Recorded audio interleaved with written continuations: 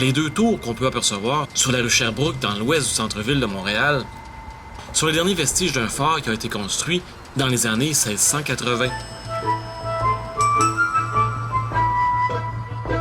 On l'appelait Fort de la Montagne parce qu'il n'est pas trop loin du Mont-Royal.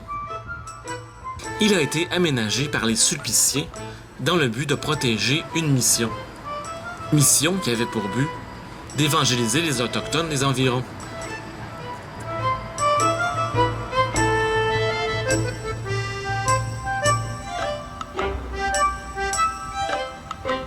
Je trouve ça vraiment étrange. On construit un fort pour se protéger des attaques des Autochtones et en même temps on s'en sert pour les évangéliser. Je sais vraiment pas trop comment ça marche. Peut-être qu'un féru d'histoire pourrait venir m'expliquer ça sur ma page Facebook. La tour Est logeait des religieuses de la congrégation de Notre-Dame, tandis que dans la tour Ouest, il y avait l'école de Marguerite Bourgeois. Il me semble que c'est un tout petit bâtiment pour avoir une école.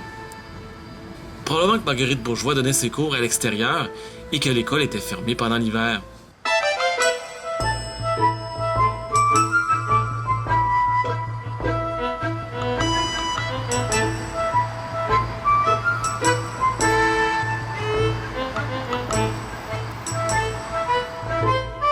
Au 18e siècle, les Sulpiciens se servirent du fort comme d'une maison de campagne. C'est un peu drôle à imaginer, parce que le fort est situé près à 30 minutes de marche de ce qui était Montréal dans ces années-là. Et maintenant, il est situé en plein centre-ville.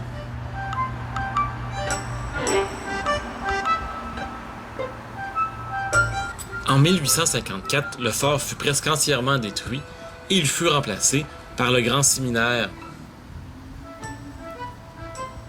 Encore aujourd'hui, on peut tout apprendre pour devenir prêtre à cet endroit-là. Le Grand Séminaire donne aussi des cours de théologie, de philosophie et même des cours de langue.